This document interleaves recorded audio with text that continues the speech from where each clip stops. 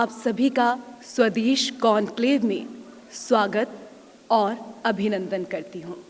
राष्ट्र निर्माण के लिए समर्पित बालाजी फाउंडेशन की पहल स्वदेश कॉन्क्लेव के तौर पर आज आपके सामने है।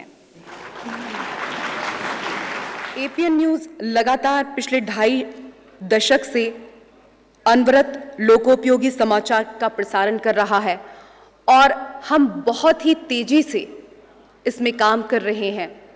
अभी तक हम आपको अपनी ये जर्नी दिखाने जा रहे हैं।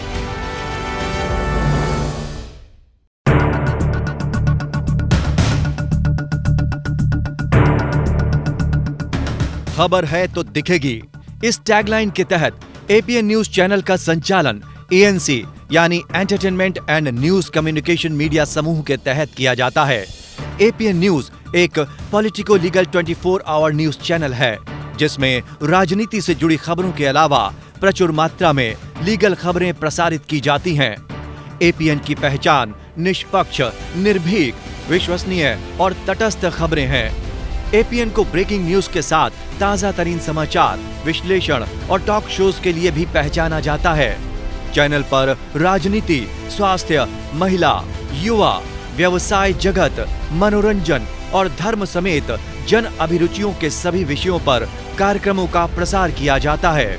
जीवन के सभी पक्षों से जुड़ी खबरों के अलावा खास तौर पर न्याय जगत से जुड़े समाचार और विश्लेषणों के लिए एपीएन की एक अलग पहचान है। देश के न्यायालयों से जुड़ी खबरों के लिए एपीएन पर विशेष बुलेटिन, कोर्ट्स राउंड अप और कोर्ट दिस वीक प्रसारित किया जाता है। तो विधि संबंधी विषयों पर विचारोत्तेजक चर्चा पर आधारित साप्ताहिक कार्यक्रम इंडिया लीगल को खास तौर पर पसंद किया जाता है।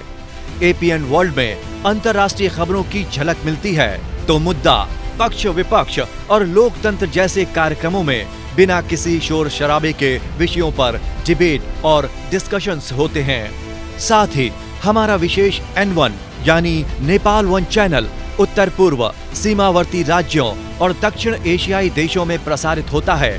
नेपाल वन की पहचान समाचार और इंफोटेनमेंट चैनल के रूप में है। नेपाल वन नेपाली भाषा के साथ अब हिंदी पर भी ध्यान केंद्रित कर रहा है, जिससे दर्शकों में भी लगातार इजाफा हो रहा है। नेपाल वन के दर्शक पूरे विश्व में फैले हुए हैं। एएनसी मीडिया समूह कई पत्र पत्रिकाओं का भी प्रकाशन करता है। मीडिया के बदलते स्वरूप के साथ कदमताल करते हुए एपीएन ने कन्वर्जेंस और डिजिटल माध्यमों की भी शुरुआत की।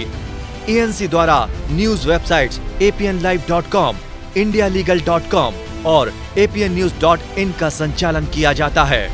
प्रिंट माध्यम में इंडिया लीगल राजनीति और वैधानिक विषयों पर केंद्रित देश की एकमात्र पाक्षिक पत्रिका है। हमारी एक अन्य पत्रिका व्यूज ऑन न्यूज भारत और विश्व की प्रतिस्पर्धी मीडिया की गतिविधियों पर पैनी नजर रखती है। वहीं एएनसी समूह उर्दू और हिंदी में अकबरी नाम का साप्ताहिक भी प्रकाशित करता है। हमारा प्रोडक्शन हाउस विभाग मीडिया से जुड़ी विभिन्न समन्वित गतिविधियों का संचालन करता है। हम मीडिया और मनोरंजन जगत को परिकल्पना, प्रोडक्शन और पोस्ट प्रोडक्शन से जुड़ी सेवाएं उपलब्ध कराते हैं। इस विभाग ने अब तक सरकारी, गैर सरकारी संस्थाओं के लिए टीवीसी, टीवी विज्ञापन, डॉक्यूमेंट्री फिल्म्स, सोशल मीडिया और डिजिटल मीडिया संबंधी प्रोडक्ट्स का प्रोडक्शन किया है।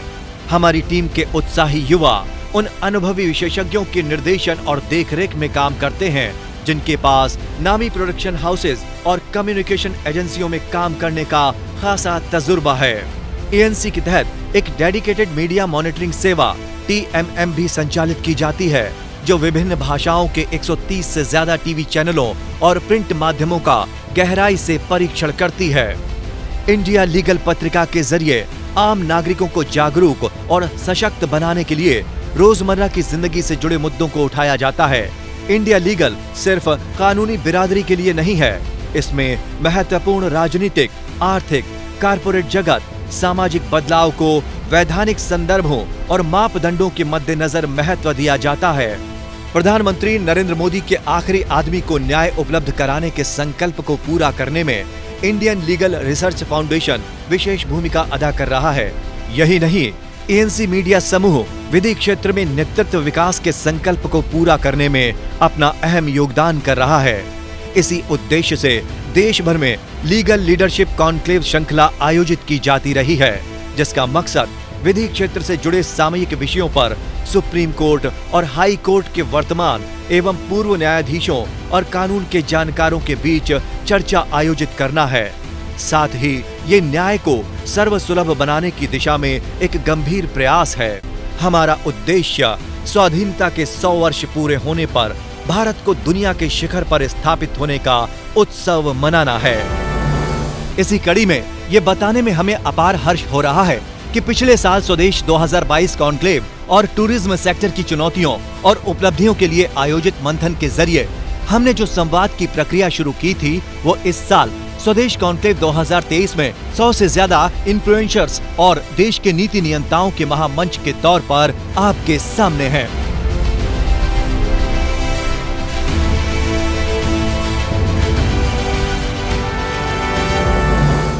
तो एक बार तालियां एपीएन न्यूज़ के लिए, जो निरंतर आपके द्वार पहुंच रहा है और घर बैठे आपको पूरे देश दुनिया का हालचाल बता रहा है। और एपीएन के बाद एक बार हम स्वदेश कॉन्क्लेव की अभी तक की जो जर्नी है उसको आपको दिखाते हैं। जो भरा नहीं है भावों से, जिसमें बहती रसधार नहीं, वो हृदय नहीं, वो पत्थर है जिसमें स्वदेश का प्यार नहीं। इन पंक्तियों में अपने देश के लिए प्यार झलक रहा है। सच है कि जिस दिल में अपने वतन के लिए मोहब्बत ना हो, वो हृदय भला किस काम का। लेकिन देश के लिए केवल प्यार ही काफी नहीं है, उसे तो उन्नति के पथ पर ले जाना है। हमें भारत को एक ऐसे मुकाम तक पहुंचाना है जहां से ये पूरी कायनात उसे हैरत से देखने पर मजबूर हो जाए। आज देश के लिए स्वदेश का मंच सजा है। ये मंच देश के लिए सोचता है, स्वदेश की बात करता है। यहां से उठने वाली हर आवाज देश को समर्पित होती है। ये आवाज 140 करोड़ जनता तक पहुंचती है। यहां तो बस देश को तरक्की की तरफ ले जाने वालों के लिए पलकें बिछाई जाती हैं। ये 140 करोड़ लोगों का सम्मान है। जहां लोगों की उम्मीदें पूरी करने के लिए समाज की तस्वीर में खुशनुमा रंग भरे जाते हैं। The aspiration of 1 billion plus people. I feel very honored. धन्यवाद, बहुत बहुत धन्यवाद। आज भारत आगे बढ़ रहा है और दिन ब दिन इसकी चमक विश्व की आंखों में चकाचौंध पैदा कर रही है। हालांकि इसमें चुनौतियां भी कम नहीं हैं। भाइयों बहनों, मैं गांव से आई हूँ। ज्यादातर वो लोग 3 जगह जाने पे हिचकिचाते हैं, थाना, डॉक्टर खाना और कोर्ट। लेकिन इसी चुनौती में उपलब्धियां भी मौजूद हैं। हम आत्मनिर्भर भारत तो बनेंगे ही, विश्व की नंबर 1 की सुपर इकोनॉमिक पावर बनेंगे। वो ताकत हमारे देश में है। एक समय था भारत फॉलो करता था, आज भारत लीड करने का काम करता है। स्पेस टेक्नोलॉजी के विभाग के दरवाजे मोदी जी ने युवाओं के लिए खोल दिए। स्वदेश का ये मंच एक बार फिर नई इबारत लिखने को तैयार है। बहुत खास उत्सव है इस बार। अब की बात भविष्य की होगी और तय होगा आने वाले 25 वर्षों का हिसाब किताब। दिखेगी युवा ताकत, मौजूद होंगे हमारे बुद्धिजीवी, नेता, देश के मंत्री और जनता की आवाज बनेंगी 100 मशहूर इन्फ्लुएंशियल हस्तियां। साथ ही इसमें सीधे जुड़ेंगी 10 करोड़ से भी ज्यादा जनता। वास्तव में स्वदेश आपका मंच है। आप जुड़ेंगे तो देश जुड़ेगा।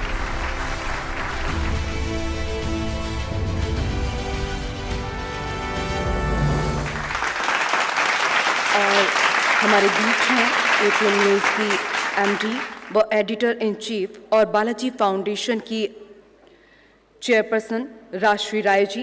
तालियों के साथ स्वागत करें। इस कार्यक्रम को इतना भव्य बनाया और हम सबको एक मंच, एक छत के नीचे बैठने का मौका दिया राष्ट्री राय जी ने।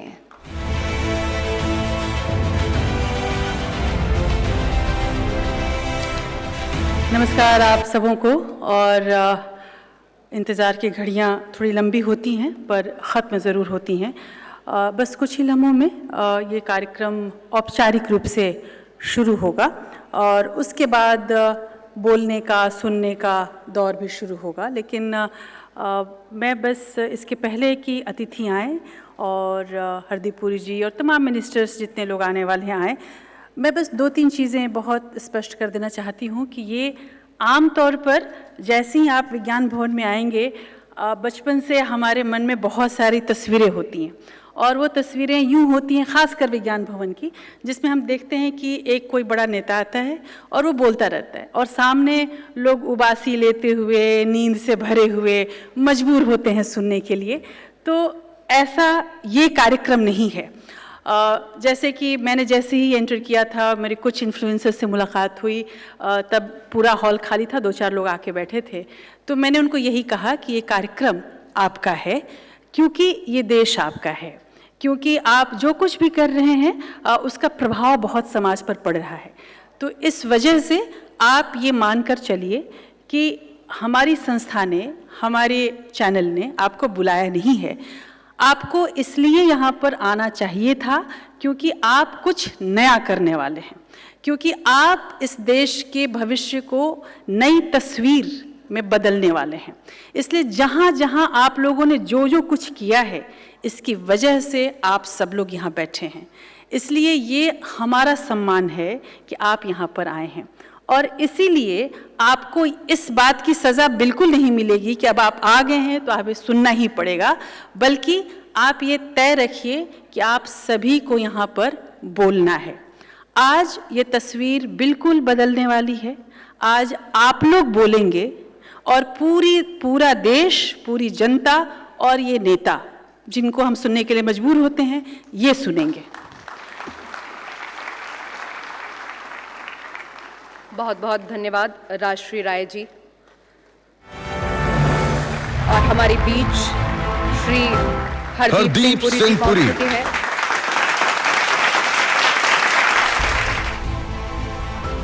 हरदीप सिंह पुरी न्यू इंडिया के निर्माण में यशस्वी प्रधानमंत्री के विजन को साकार करने में किसी एक चेहरे का जिक्र आता है तो वो है हरदीप सिंह पुरी।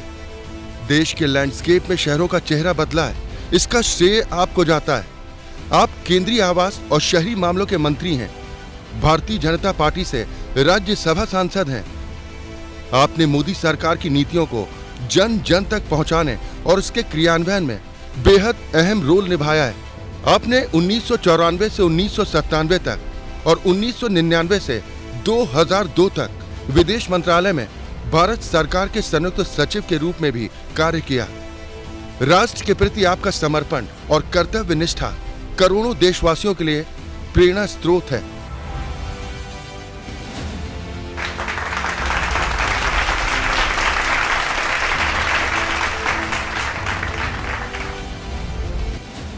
आज के कॉन्क्लेव का पहला सत्र द पावर ऑफ इन्फ्लुएंसर्स है, shaping the new India.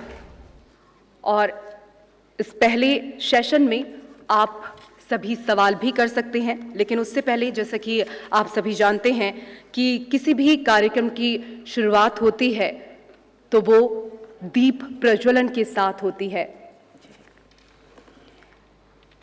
Vakratunda महाकाय सूर्यकोटि समप्रभ निर्विघ्नं कुरु मे देव सर्वकार्येषु सर्वदा।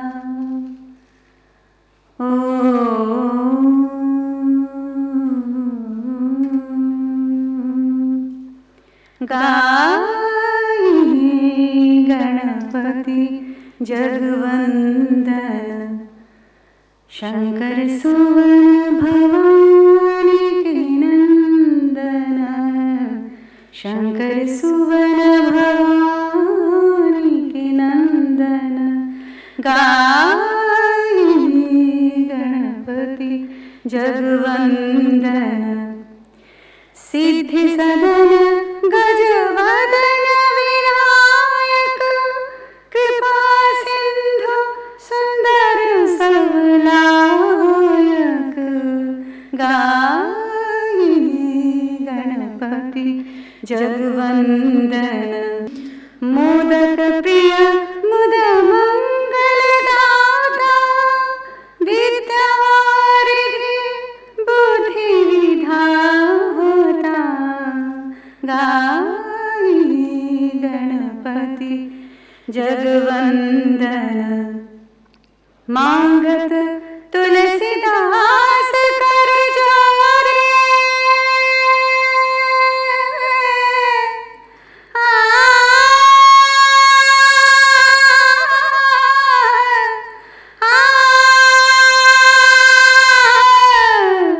मांगत तुलसीदास कर जोरे बसहि राम सिया मानस मोरे गाये गणपति जगवंदन शंकर सुवन भवानी के नंदन गाये गणपति जगवंदन।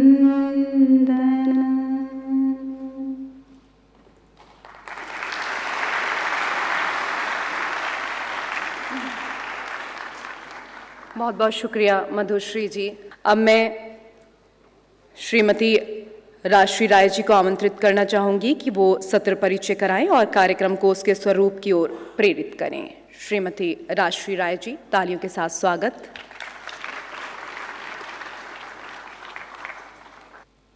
नमस्कार, बहुत बहुत स्वागत मंत्री जी आपका, श्री हरदीप पुरी जी। हरदीप सिंह पुरी जी के बारे में बोलने से पहले ये ज़रूर मैं आपको बता दूं कि इस सरकार ने बहुत कुछ किया है, इस पे कोई शक नहीं। बदला बदला सा देश अपना दिखता है, बदली बदली सी तस्वीर है, लेकिन इस तस्वीर को बदलने में कुछ खास मंत्रालयों का विशेष योगदान रहा है। कोई भी तस्वीर तब बदलती है जब शहर बदलता है, और शहर बदलने की जिम्मेदारी हरदीप सिंह पुरी जी की है। इसलिए आपका बहुत बहुत धन्यवाद हरदीप सिंह पुरी जी। और ये आपका स्वागत करते हुए और इन तमाम इन्फ्लुएंसेस का स्वागत करते हुए मैं आपको ये ज़रूर बताना चाहूँगी सर कि आम तौर पर आप अलग अलग कार्यक्रमों में जाते रहे हैं जहाँ जनता होती है, कुछ ख़ास और लोग भी होते हैं, विशेष अतिथि होते हैं, और आप लोग होते हैं और अपनी बातें रखते हैं। आपके आने के पहले ही मैं एक छोटा सा संवाद कर रही थी अपने तमाम इन्फ्लुएंसर्स के साथ, और मैंने ये कहा कि आज ये जनता भी हैं और जनता की आवाज़ भी हैं, इसलिए ख़ास भी हैं, और ये कॉन्क्लेव भी इसीलिए ख़ास है। लगभग 300 से ज़्यादा इन्फ्लुएंसर्स इस हॉल में हैं और बातचीत करेंगे आपसे, और वो केवल सुनने ही नहीं, सुनाने भी आए हैं, जवाब लेने भी आए हैं। ये एक अच्छी बात है, और इस उम्मीद में भी आए हैं कि जो उनकी ताकत है उस ताकत को सरकार भी पहचानेगी, आप जैसे नेता भी पहचानेंगे, आप जैसे नेता से ज़्यादा कहा जाए मार्गदर्शक पहचानेंगे, और उसका सदुपयोग कैसे किया जा सकता है उसकी एक राह भी, एक रूपरेखा भी हमारे सामने खींचेंगे आज आप। इस उम्मीद के साथ ही मैं वेलकम करना चाहूँगी, स्वागत करना चाहूँगी हरदीप सिंह पुरी जी का। मैं स्वागत करना चाहूँगी प्रदीप राय जी का, और साथ ही मधुश्री जी का, हमारे संपादक विनय जी का भी मैं स्वागत करना चाहूँगी। तो इसी शब्द के साथ मैं चाहूँगी कि कीनोट के लिए प्रदीप राय जी इस मंच पर आएंगे। बहुत बहुत शुक्रिया आप सबों का, आप सब भी आज हमारे साथ हैं, इसके लिए आप लोगों का धन्यवाद और स्वागत।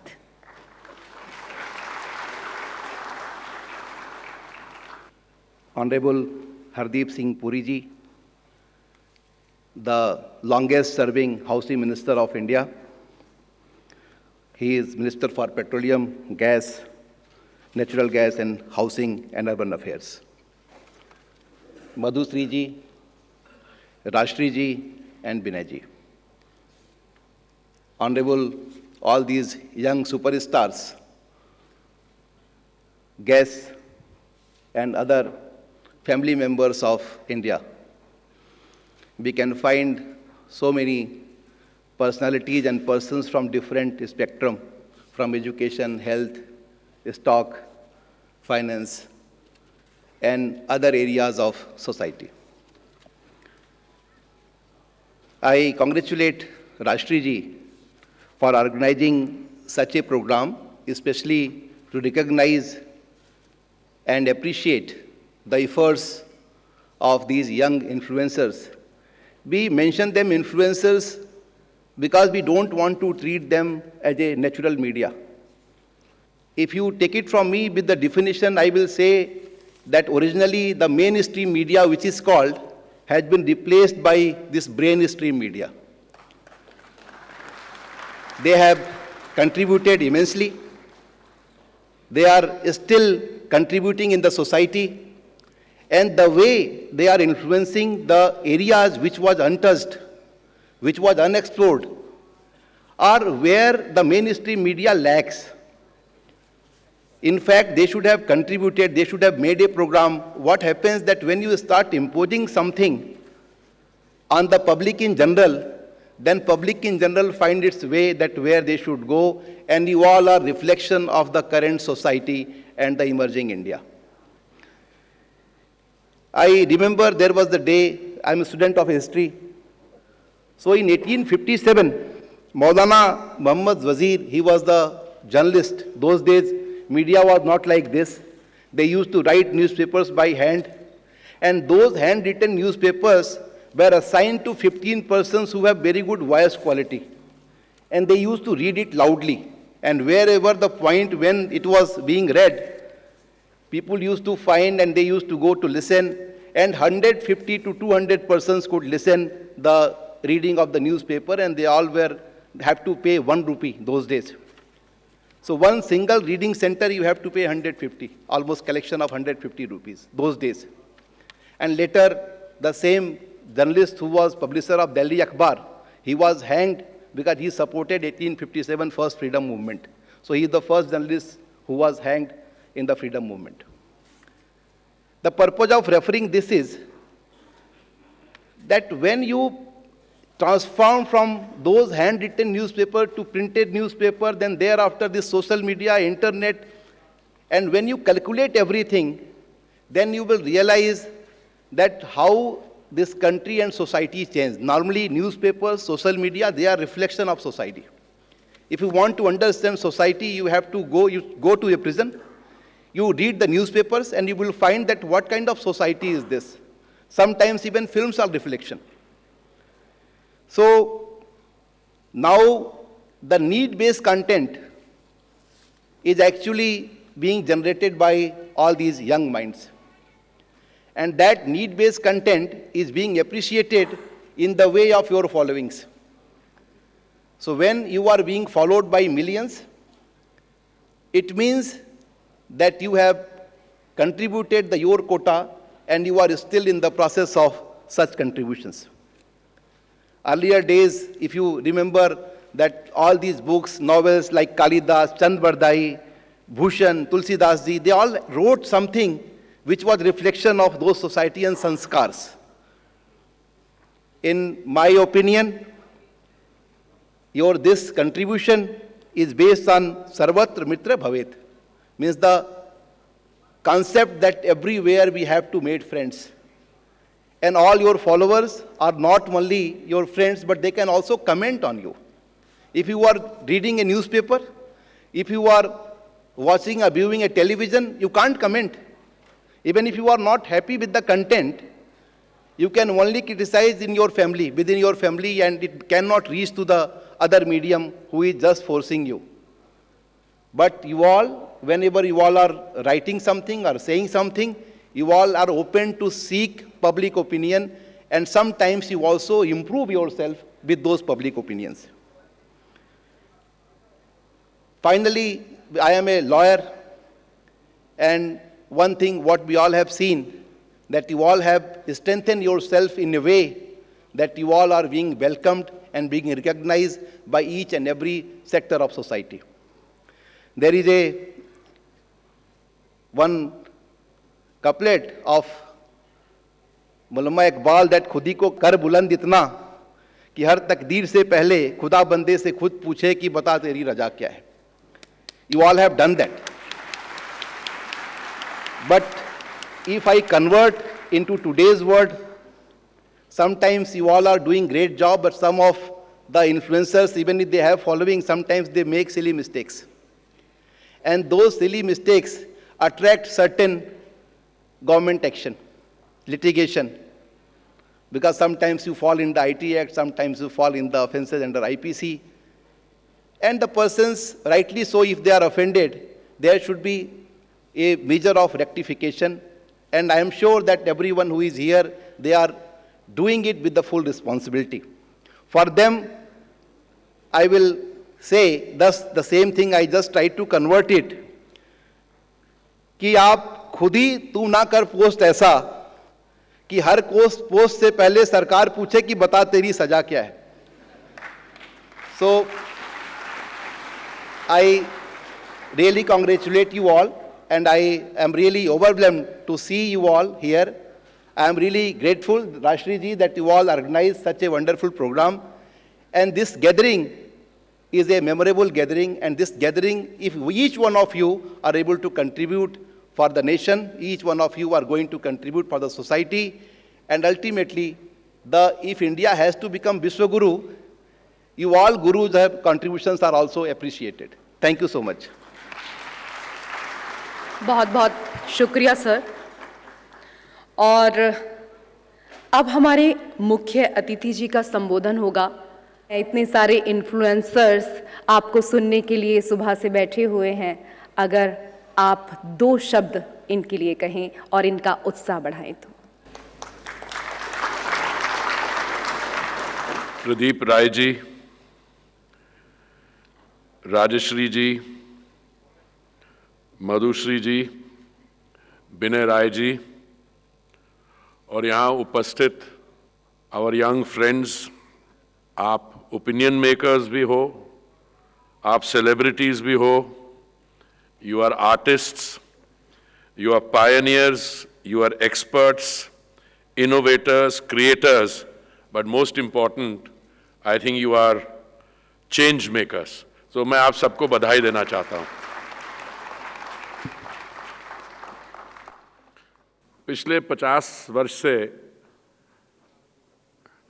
I've done many things, but there's one thing that I've been consistent on. I am a student of change.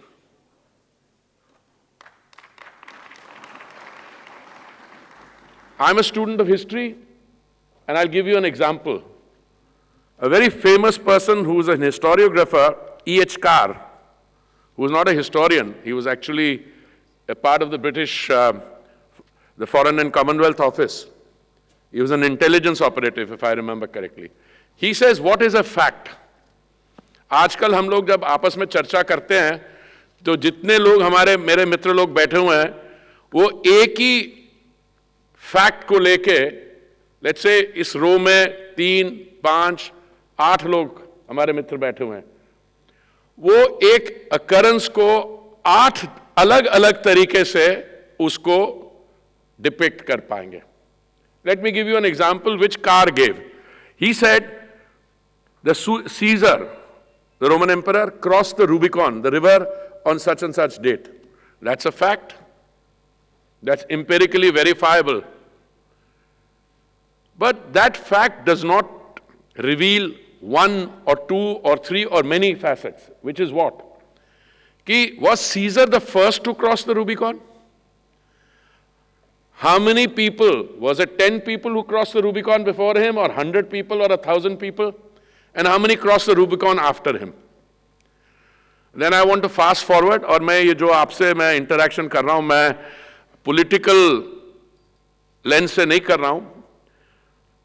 जब मैं न्यूयॉर्क में रहता था, संयुक्त राष्ट्र में मैं, I was the स्थायी प्रतिनिधि or permanent representative. The Trump era was beginning.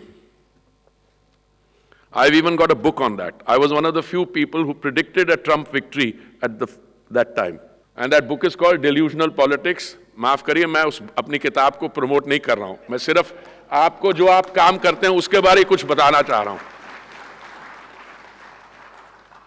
The Trump era produced what is called the alt facts.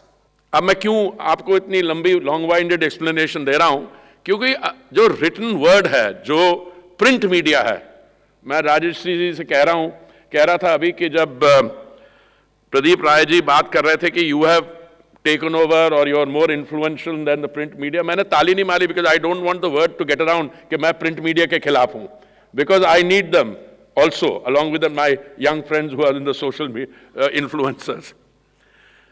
क्या होता है फिर? then editorial comment comes in. और editorial comment क्या होता है?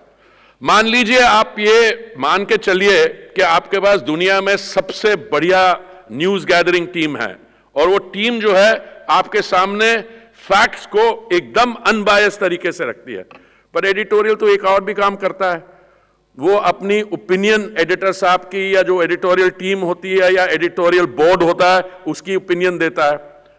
और फिर माफ कीजिएगा, किसी ने कहा कि इसमें तो राजनीति आ गई, तो मैंने उसका जवाब दिया, मैंने कहा राजनीतिक तो हर एक चीज में आएगी। The mere choice of your words, the words you employ will indicate what your bias is. It may not be a political bias, but it will be a human bias. And where 5 people are interacting, that human bias becomes a political bias. Because that's how political formations take place. और मैं एक चीज तो बतानी भूल ही गया, अखबार जो है ना, it's not an altruistic or a philanthropic venture. Somebody has to own a newspaper. It can be a cooperative also. Somebody has to finance a newspaper, so you come to another layer. That layer is the owner's influence. Now, in a good democracy, we are able to reconcile all these things. Why am I saying all this? The change you all have brought about is that news is no longer subject to a 12-hour or 18-hour gap. What you are able to do is to take advantage of the fact that by 2025 we will have कितने 900 million हमारे internet users होंगे। और अब now एक मैंने expression use किया था parliament में जब कोविड पे चर्चा हो रही थी, he said the problem is, and this is where policy makers have to be careful, truth will take its time to travel, whilst the lie, the truth is tying its shoelaces, I think that's the expression, whilst a lie would already have traveled halfway around the world. And therefore, the instant news, but the instant news is not the only thing. I don't mind if a good occurrence takes place somewhere, you have a landing on the moon, etc. The whole world will see it in any case. But some events are very significant. People might tend to either minimize their importance, or they may tend that doesn't serve their purpose to play it up. But the change that is taking place, all that is being replaced by an entirely new group of people. So let me start by saying I entirely agree with Pradeep Rai ji that don't underestimate your influence. You have an influence. You have an influence to inform. You have an influence to mold opinion. You have an influence to create narratives and alternative narratives where it takes place. But most important of all, because of the demographic and age advantage that you enjoy, you guys, sorry I'm to use that some term, but we use it all the time in the West and I spent a lot of time there. You guys will mold the real Amrit Kaal. Not only because you have an age advantage, but you have an understanding advantage. जितनी भी किसी अखबार की, किसी channel की reach हो, मैं माफी चाहूंगा, मैं अगेन चैनल्स किसी को नहीं कर रहा हूं, but an interactive process, this is what I was telling Rajeshri ji, an interactive process between the channels and these groups will also enhance the channels and will also give a sense of belonging, a sense of participation, and a sense of contribution to the many celebrities that we have here. Now I want to, I'm sorry it's a somewhat long-winded introduction, but मैं आपको अपनी 2 मंत्रालयों के बारे कुछ बताना चाहूंगा। कभी कभी जब मैं सुबह उठता हूं, आजकल तो ट्रोल्स कम है, आई थिंक वो हॉलीडे सीजन पे हैं ट्रोल्स, या पता नहीं कहीं उनको लगा कि ये ऐसे लोग हैं जो इनको ट्रोल करो गलती से तो जवाब भी दे देते हैं और फिर एम्बैरेस भी कर देते हैं।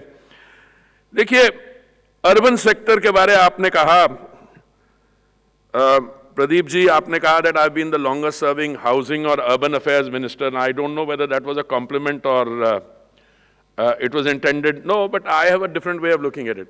If you look at the good things that are happening in the urban space, and I've been a party or I've been associated with those positive changes, then I think it's a compliment.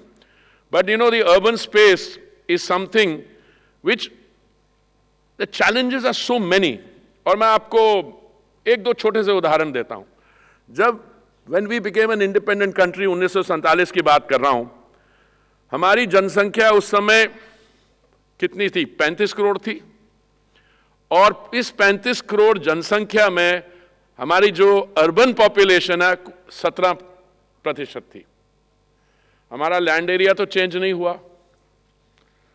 अब हमारी जनसंख्या एक 35 करोड़ से चलते 140 करोड़ पहुंच गई है, और हमारी जो अर्बन पॉपुलेशन है वो 30 और 40% के बीच में होंगी। So we are looking at 2040 में 600 million people, 60 crore people living in urban areas. मैं दिल्ली के बारे में बताता हूं।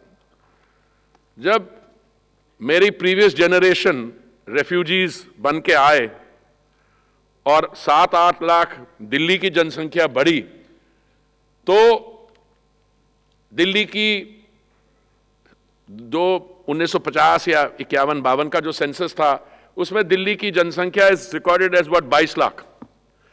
तो नील जी, अगर अभी हम दिल्ली की जनसंख्या कितनी होगी? 3 करोड़। उसी लैंड एरिया में अगर 22 लाख से population goes up to 3 crore, then you have all your challenges put together.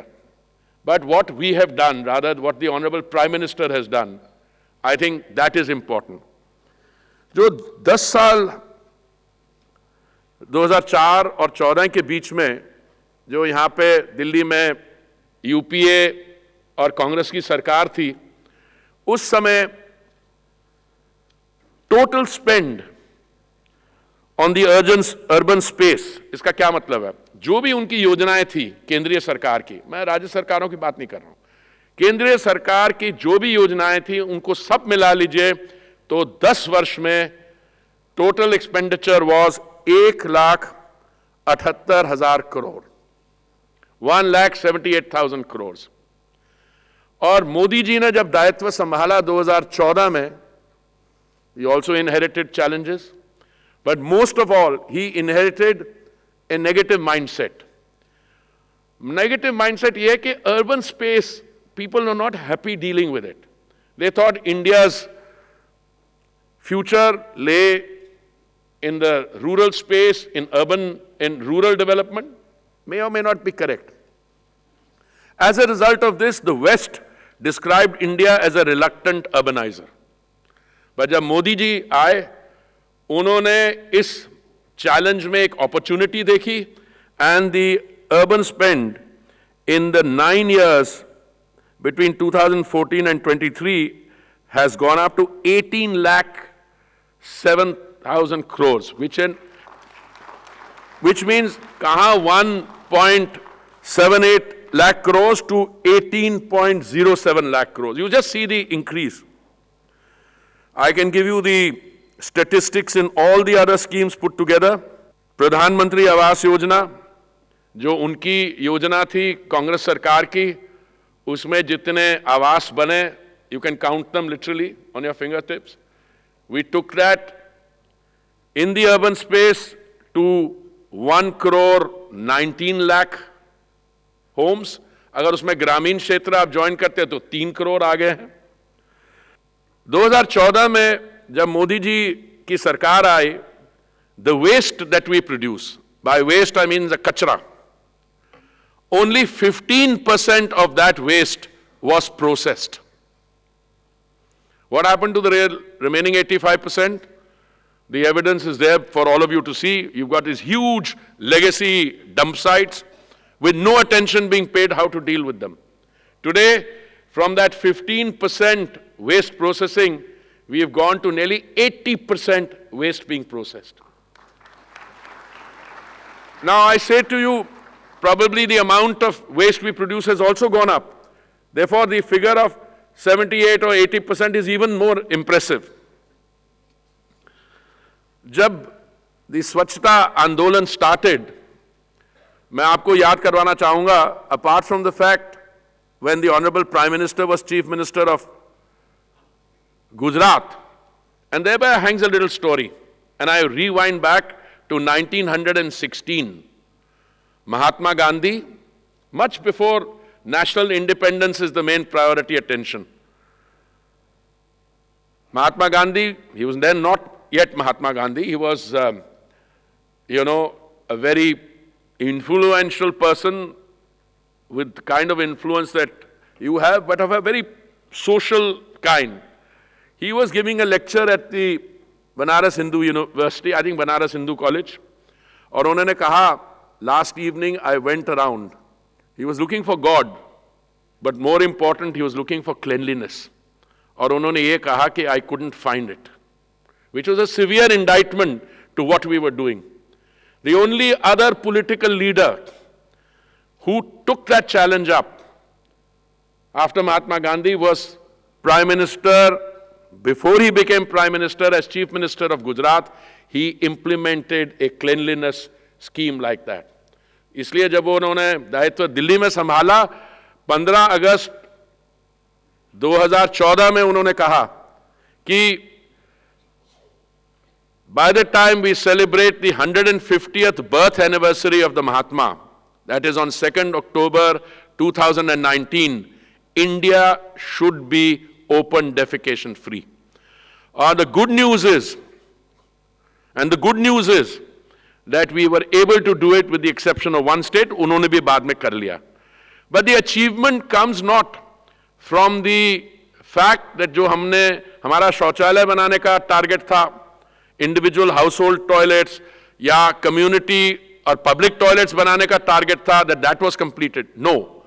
I am very clear that the good news comes from the fact that a scheme of the government, a scheme devised by the Honorable Prime Minister, became a Jan Andolan and became a project of the people. So today on Swachhata, you don't have to make out a case. I'm not only saying this about Indore, which in this Swachhata Sarvekshan जो प्रथम स्थान जब उनको मिलता है हर वर्ष, and there's healthy competition also, but they are so good. I think people have realized that if you carry out cleanliness, sanitation, you also improve your own well-being, land value goes up, and there have been all kinds of estimates which say that so many, this is a World Health Organization, not my estimate. They say कि स्वच्छता के कारण, the स्वच्छता आंदोलन के कारण, SBM 1 के कारण, SBM 2 के कारण, हमारी जो हेल्थ सेक्टर में सेविंग्स हुई है, those are empirically verified. Today we are moving from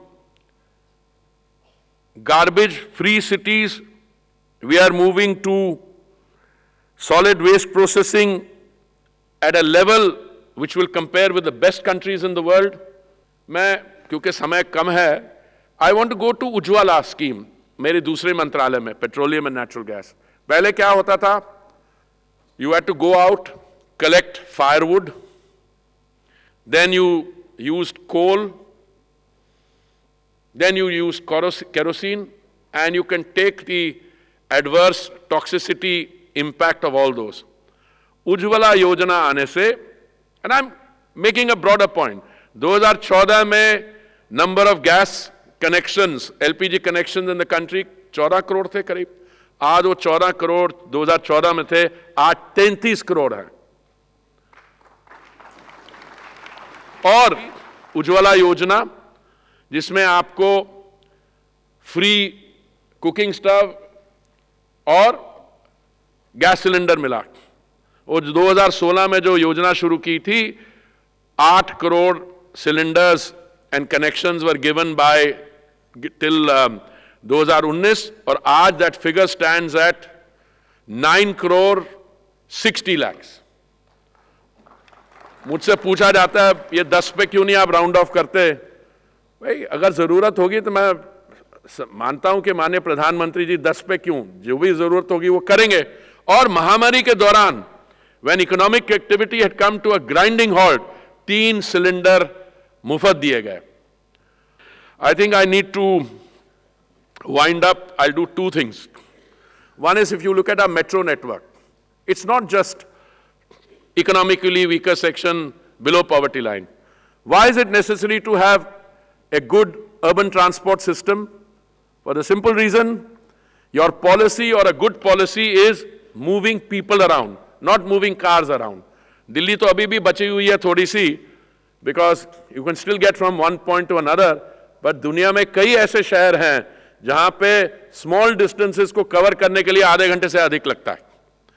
आज Delhi metro is one of the finest metros in the world, but I will come to that in a minute. इसकी शुरुआत 2002 में हुई जब वाजपेयी जी प्रधानमंत्री थे। आज देश में 870 किलोमीटर करीब ऑपरेशनल मेट्रो है, और आने वाले कुछ ही महीनों में, 1 साल में करीब 1040 किलोमीटर और ऐड होगी, and India will have the world's 2nd largest metro system, ahead of Japan, ahead of Korea, ahead of the United States.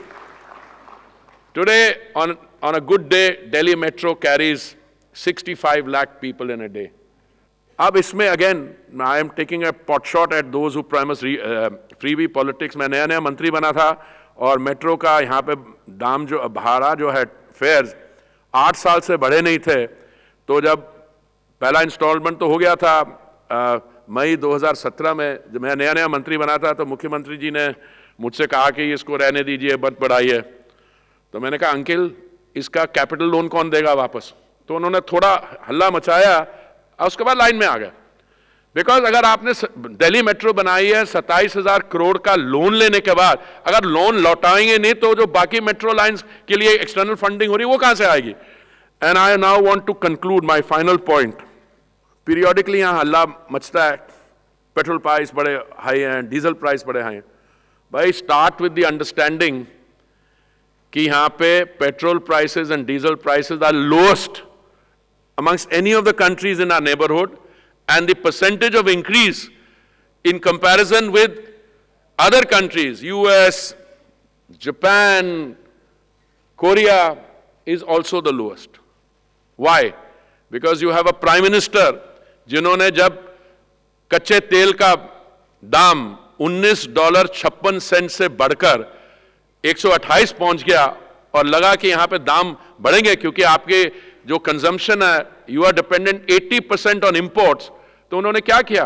On 2 occasions, November 2021 and May 2022, उन्होंने सेंट्रल गवर्नमेंट जो एक्साइज चार्ज करती है उसको कम कर दिया, और petrol और diesel के दाम 16 रुपए और 13 रुपए, I don't know which way around, कम हो गए।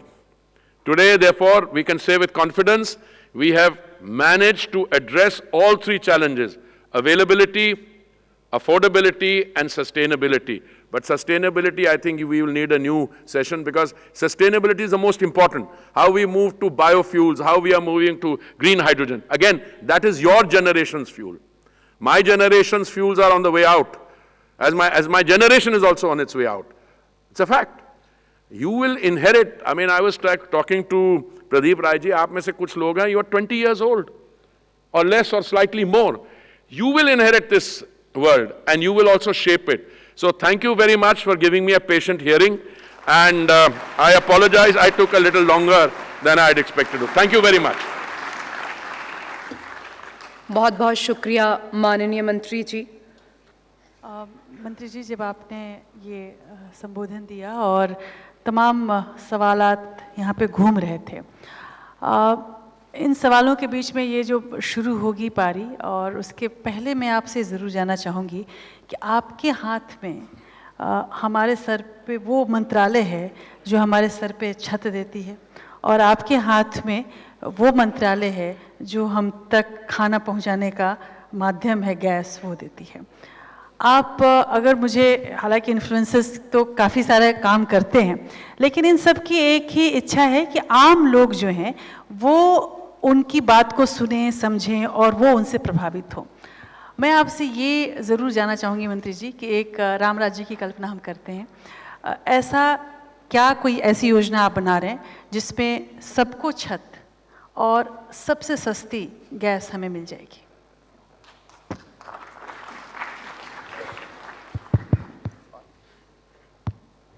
देखिए, गैस की जब हम बात करते हैं, we are dealing with two separate gases. One is a natural gas and the other is LPG, जो सिलेंडर में आती है।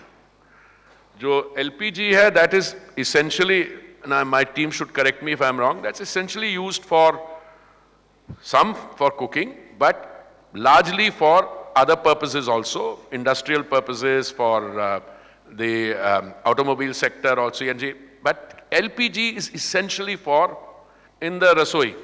माननीय प्रधानमंत्री जी ने निर्णय लिया कि the mix of gas in our fuel economy, to raise that from the current 6% or so to, it's gone up by about 20% in the last year plus. What are we trying to do? We are trying to increase domestic production, and by increasing domestic production, we are hoping to control the prices, but more than that, we've carried out some reforms also. देखिए, अंतर्राष्ट्रीय दुनिया भर में क्या होगा, we can't control that too well. What we were doing earlier is जो pricing होती थी, because a large component of it comes from the outside, we used to base the price on 4 different hubs. 2 of those hubs are no longer functional, और उसमें time lag जो था 1 साल का था। अभी हम क्या करते हैं, we are taking the Indian basket of crude, उसका price लेते हैं और हर महीने हम उसको review करते हैं, and as a result of which we've got a floor and we've got a ceiling. As a result of which you now have a very interesting situation where we are able to insulate our consumer from those kinds of shocks. Our prices internationally have gone up, but when they went up, जो मैंने आपको petrol और diesel के बारे बताया, gas में भी हमारी जो कंपनीज हैं उनका 28,000 करोड़ लॉस था, वो 22,000 करोड़ हमने उनको कम नहीं किया, उनको रीइंबर्स किया। First of all, number of PNG domestic connections, मैंने पहले एलपीजी सिलेंडर्स का आपको बताया, वो 14 करोड़ थे 2024 में, 14 में, आज वो 14 करोड़ से होके 33.4 करोड़ बन गए हैं। और हमारे जो पीएनजी डोमेस्टिक कनेक्शंस है वो 2014 में 25 लाख थे, आज वो 1 करोड़ 13 लाख हो गए जून 2023 तक। और जो हमारी सीजीडी कवर्ड वो हैं डिस्टेंसेस है, वो डिस्ट्रिक्ट्स है, they have gone up from 938 in 2014 to 5,830 in June 2023, or gas production in the country has increased from 28.7 BCM in 2021 to 34.5 BCM in 22-23. This is a 20% increase. So as being marvelous policies coming from Modi government, Honorable Prime Minister, they all are being made in Delhi, but they are not properly or promoted in all small gullies, Nagar Panchayat, Nagar Palika or municipal corporation. So is there any policy of the government or department of yours so that we influencers can work with the department of you and promote and publish the policies of your department? I didn't hear your name. So Ashutosh Chaturvedi. Ashutosh ji, you've hit the nail right on the head. I think the point you are making कि काम तो आप अच्छा कर रहे हैं, उसका प्रचार नहीं हो रहा। जी सर। तभी मैं आपके साथ बैठा हूँ, क्योंकि मैं आपके साथ बैठ के I want to take that message not just to the consumer. ये political चीज नहीं है, मैं बता रहा हूँ। आजकल जो हमारी अध्यक्षता चल रही है G20 की, what is the global south looking? What are the developed countries looking at? Is what you've done in Digital India, what you've done in Startup India. The whole narrative is changing. So you moved from being the 10th largest economy to the 5th largest, but you guys are all about taking this and shaping it when we are not only the 3rd largest economy, but 2047 mein, I think with due humility, you will be one of the 2 largest economies. And you have to shape that. So whatever we are doing or the government of the Prime Minister is doing, he needs all segments of the ecosystem. And you guys are a very important part of that ecosystem. Thank you. Thank you, sir. Next. Yeah, you. Good afternoon, Honorable Minister. First of all, I really want to thank APN to organize this. It feels like I'm sitting in the parliament where I can directly question the minister. So, sir, my question is that, you know, as the development has been in the last 9 years, it's been the best that India ever had. But then it creates its own problems, like you said. So we've seen that, you know, our metro cities are crossing the population of 2 crores, 3 crores now. And it's also been seen that the temperatures in the city are at least 2 to 3 degrees more than outside the city or the suburbs. So I actually don't hear a lot about it in the media, and I think you're the best person that I can ask this question to know what can be done about it. I know, and more so in the residential space, because everybody keeps expanding and there is more concrete, it absorbs more heat. And so I thought you will be the best person to answer this. Again, this is a very important question. We are a democracy. We are a democracy with equal opportunity for everyone, no matter which part of the country you come from. You may have been born in the Northeast, but you are free to go and seek your education in another part of the country, and go looking for a job and settle down somewhere else. What happens is that the demographic shifts take place autonomously. Where we were failing earlier, and this is where the Modi government has rectified it, our policies were not being able to deal with it. Ab kya hota hai ki anyone coming to look for rozgar in a city will try and find whatever is available by way of living space, and most of the time this was resulting in, you know, Juggi Jopadi kind of thing. So what we are doing under the Pradhan Mantri Awas Yojana, in situ slum rehabilitation, we are now looking forward to the master plan of Delhi for 41-42. How do we deal with that? But most important for that, you know, there are people who come looking for work. They don't need to buy a place. Affordable rental housing, we have a scheme which is taking off pretty well. So there is a combination of all these efforts being made, and where I think this is different from earlier, because for the first time there has been a major application of mind, and you can see the difference. अब ये प्रधानमंत्री आवास योजना जो है, ये affordable housing तो private sector में भी हो रही है. I am not taking, but ये हमारा जो 1 करोड़ का 1 करोड़ 19 लाख जो हमने सैंक्शन किए, ये फिगर कहां से आया? हमने सारे राज्यों को कहा कि आप अपनी तरफ से बताइए आपकी डिमांड असेसमेंट कितनी है. तो पहले इन्होंने डिमांड असेसमेंट भेजी, 1 करोड़ थी. बाद में लगा कुछ लोगों ने कहा कि नहीं हमारे को थोड़े ज्यादा चाहिए, 1 करोड़ 12 लाख होगी. Harshji, we have already sanction 1 crore 19 lakh. और आप देखिए अभी पिछले 15 अगस्त में माननीय प्रधानमंत्री जी ने जब देश को संबोधित किया, क्या बोला उन्होंने? मैं 2-3 आपको उदाहरण देना चाहता हूं. 2 करोड़ हमारी दीदी लखपति बन जाएंगी, नंबर 1. जो और थोड़ी अगर कसर रह गई हाउसिंग में मदद करने की, वो स्कीम अभी पूरी अनाउंस नहीं हुई, और माननीय प्रधानमंत्री जी आप रेड फोर्ट से उसको अनाउंस कर दें, which means consider it done. They are working on the individual aspects, but it another interest subvention. अभी प्रधानमंत्री आवास योजना में 4 वर्टिकल्स थे, अभी ये स्कीम आएगी तो you have a prime minister who is not only sensitive to what is required, but he is, I think, anticipating कि demand कहां से आने वाली है, उसलिए हम नीति भी वैसे ही बनाए that it is able to cater to that.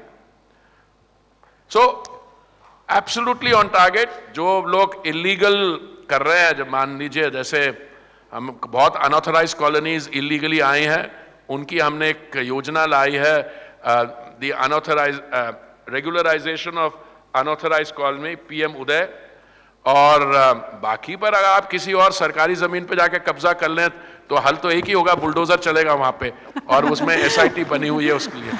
Sir वो मुझे जब आप बोल रहे थे और आंकड़े जब ढूंढ रहे थे तो मुझे आदम गोडवी की एक का शेर याद आता है कि तुम्हारी फाइलों में गाँव का मौसम गुलाबी है, ये आंकड़े झूठे हैं, ये बातें किताबी हैं। लेकिन जिस तरह से आपने एक एक चीज़ों को देखा है और बताया है। मेरे छोटे भाई जो मेरे मित्र हैं ये उत्तर प्रदेश से आते हैं, तो एक जमाना था जब एक बड़े बड़े नेता थे उत्तर प्रदेश के, वो रक्षा मंत्री बने, तो मैं उनका संयुक्त सचिव या जॉइंट सेक्रेटरी था।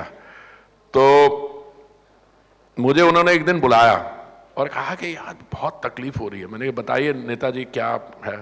कहता मैं उत्तर प्रदेश में तो जब कहता था यहाँ कर दो, स्कीम कर दे, तो मैं क्षमा चाहता हूं पर वहां पे उस समय सिर्फ शिलान्यास हुआ था और कोई पत्थर वत्थर लगा हुआ था कि यहाँ पे कुछ ऐसे सूचना दी गई। अभी अंतर यह है कि माननीय प्रधानमंत्री जी, हमारी सरकार के दौरान शिलान्यास होगा और प्रोजेक्ट उद्घाटन होगा। But I want to, I think I have taken more time. आप में से कुछ 20-25 जो भी इन्फ्लुएंसर्स आना चाहे, हम we will continue this conversation over tea at my place. Thank you very much. Sir लेकिन जाते जाते सर एक ये बात जरूर, आप अगर तमाम इन्फ्लुएंसर्स हैं इसमें से जिसको भी ब्रांड एम्बेसडर बनना हो, इतना खर्च हो रहा है प्रचार पे और तमाम चीज़ों पे, जिनको भी ब्रांड एम्बेसडर बनना हो, जिनको भी आपकी योजनाओं के लिए बातें करनी हो, क्या आप उनका स्वागत खुले हाथ से मैं उनका स्वागत ही नहीं करूंगा, मैं तो अभी से आपको thank you in anticipation.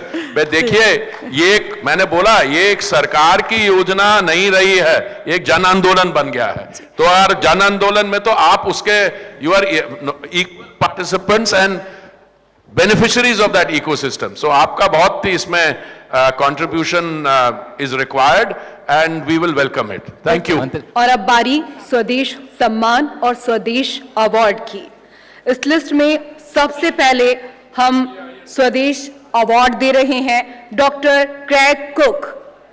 Doctor Craig Cook, Balaji foundation doctor Craig Cook को एक समाजशास्त्री, शिक्षक और वुडस्टॉक स्कूल के प्रिंसिपल के रूप में उनके काम के लिए सम्मानित करते हुए काफी गौरवान्वित महसूस कर रहा है।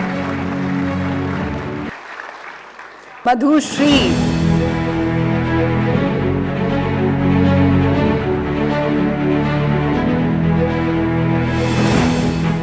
अटूट समर्पण और अमिट छाप छोड़ने वाली असाधारण उपलब्धियों को इस मंच पर रेखांकित कर हमें गौरव की अनुभूति हो रही है। बहुत बहुत बधाई मैम। बालाजी फाउंडेशन श्री संदीप सिंह जी को सहर्ष। एक मिनट अभी नीम सुन भी लेना एक लाइन जरा सा मैडम की। आप सबको भी गाना है साथ में। फिर इनको बोलो हुम हुमा हुमा हुम हुमा हुमा हुम हुमा हुमा हुम हुम हुमा हुमा हुम हुमा हुमा हुम हुमा हुमा हुम। कभी नीम नीम कभी शहद शहद, कभी नरम नरम कभी सख्त सख्त। हमारा पिया मोरा पिया मोरा पिया, नजरों के तीर में बसा है प्यार, जब भी चला है वो दिल के प्यार। लज्जा से मरे रे जिया पिया, लज्जा से मरे रे जिया पिया रे, लज्जा से मरे रे जिया। एक बार जोरदार तालियां मधुश्री जी के लिए। Thank you so much. Thank you Pradeep ji, thank you Rajeshwari ji. I am so honoured and आप लोग मुझे बुलाए यहाँ पर, और thank you sir, thank you so much, thank you all. बहुत बहुत बधाई मधुश्री जी। और अब बारी संदीप सिंह जी।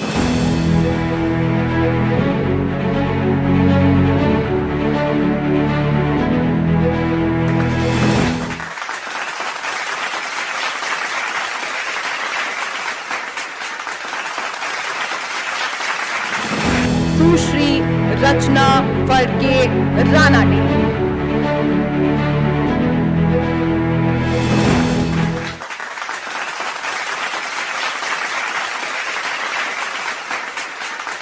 हेमा मालिनी पद्मनाभन,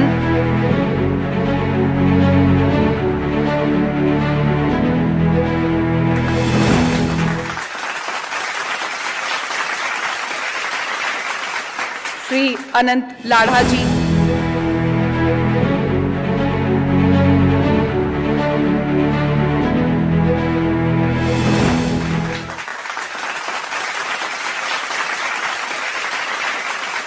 पुष्कर राज ठाकुर,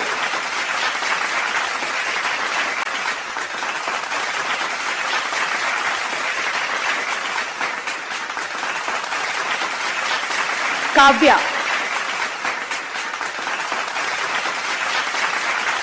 प्रकाश दाबा जी,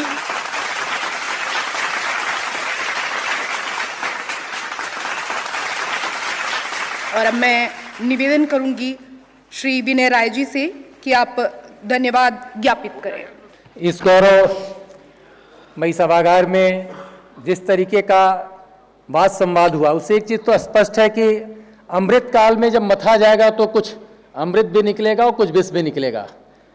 अमृत ईश्वर करें कि हम लोग के खाते में आए और विष जिसके खाते में जाना उसके खाते में जाए।